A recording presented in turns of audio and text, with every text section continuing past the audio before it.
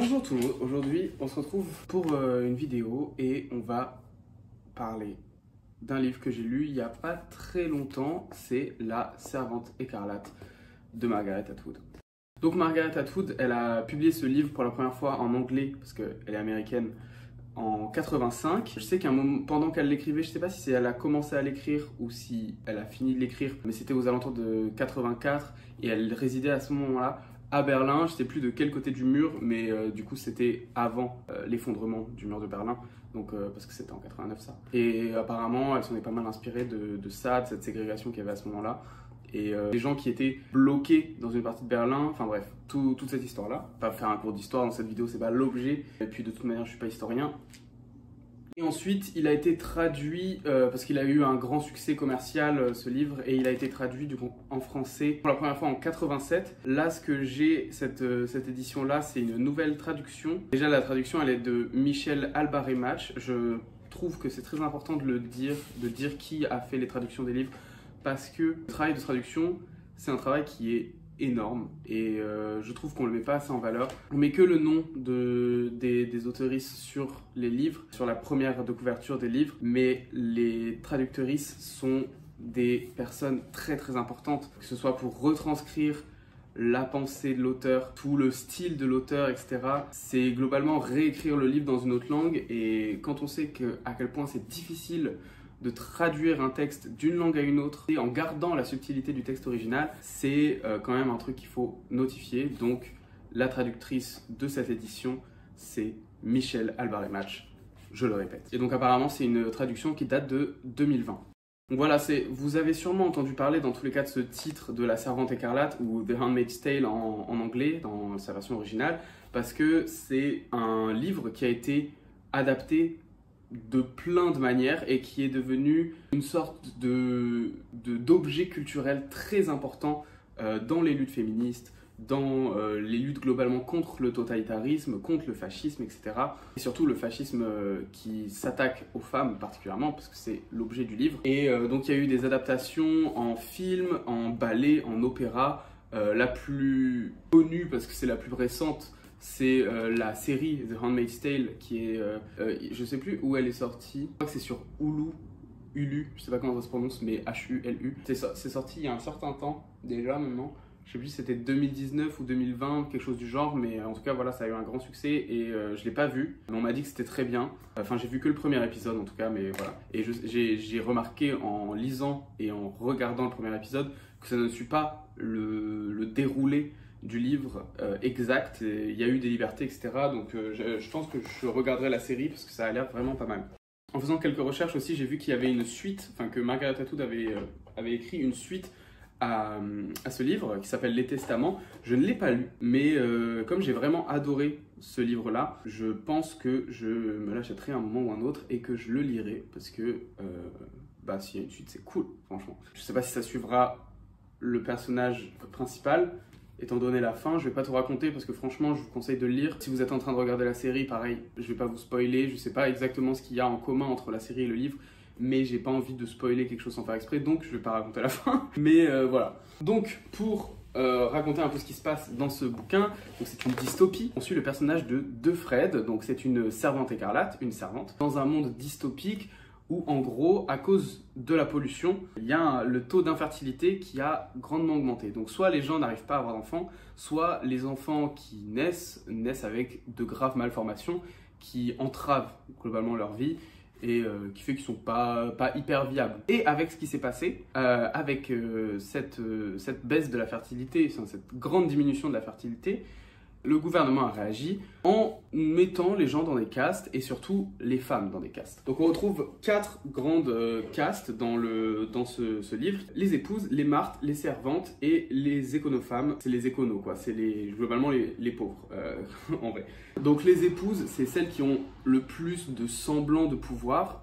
Donc globalement c'est des femmes qui sont infertiles et c'est les épouses des commandants. Donc les commandants, c'est les gens qui ont le plus de pouvoir, c'est des hommes et ils sont pas forcément des militaires, etc. Mais c'est ceux qui ont le plus de pouvoir, qui sont les plus hauts dans la hiérarchie, les plus riches. Généralement, du coup, ils ont des maisons, ils ont une épouse, une ou plusieurs servantes et des martes. Les martes, c'est celles qui s'occupent en gros de faire la cuisine, de faire le ménage. C'est des domestiques, en gros, comme on pourrait trouver dans l'aristocratie classique, dans la bourgeoisie, etc. C'est des domestiques. Et ensuite, du coup, on a les servantes qui, pareil, sont dans les maisons des commandants et qui servent du coup à la reproduction. Après, il y a aussi d'autres catégories. Il y a les tantes comme le membre de la famille. Les tantes, c'est celles qui vont inculquer aux servantes les bonnes manières de se comporter, etc. Parce que c'est, je pense, je sais pas si, enfin, on suit pas de Marthe vraiment dans le livre, mais je pense que c'est les servantes qui ont le plus de codes à respecter, de choses à respecter. Déjà, toutes les femmes ont des habits particuliers.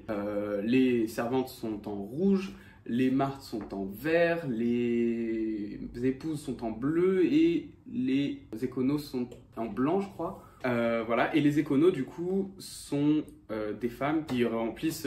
les éconos sont des femmes, du coup, qui remplissent les trois rôles en même temps, donc épouse, servante et marthe. Et ça, c'est pour l'univers dans lequel tout ça se passe. Donc voilà, un univers dystopique, tout est contrôlé, les femmes sont mises dans des castes et elles ont un rôle très précis à jouer.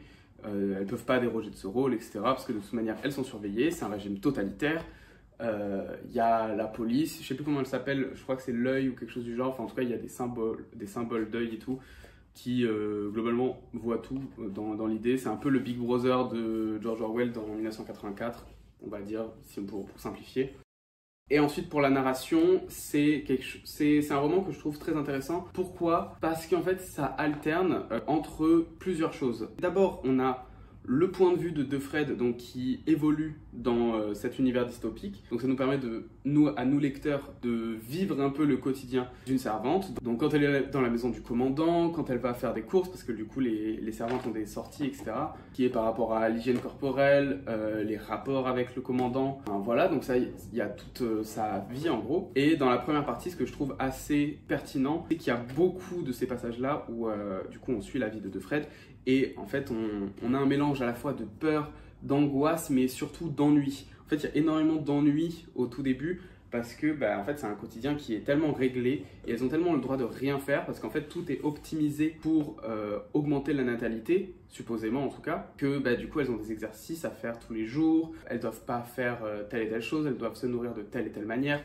Tout est très réglé, il n'y a aucune liberté qui leur est donnée. Donc, il y a beaucoup d'ennuis qui se créent et chaque petite chose... Ah oui, aussi, il n'y a pas le droit de... Il n'y a aucune lecture qui est autorisée. Donc, le moindre petit mot, en fait, par exemple, à un moment, elle trouve il y a un mot, je ne sais plus ce que c'est le mot, écrit sur un coussin. Et en fait, ça l'a fait délirer pendant je ne sais pas combien de temps parce que c'est la première fois depuis je ne sais pas combien de temps qu'elle voit un mot. Et après, il y a des alternances entre ça, donc son quotidien, et des souvenirs de sa vie d'avant, notamment avec son mari, sa fille, sa meilleure amie, Moira. Et quand on lit le livre aussi, on est beaucoup plus happé quand on est dans ses souvenirs. Et en fait, ça aussi, je trouve que c'est très bien retranscrit en fait l'état d'esprit dans lequel est de Fred, parce que en fait son quotidien est tellement lassant, tellement ennuyeux et plein d'angoisse, de peur, etc. évidemment. En fait, le seul moment où il y a de la liberté, c'est quand elle est dans ses souvenirs, quand elle est dans son esprit. Et c'est la seule chose à laquelle en soi elle peut se raccrocher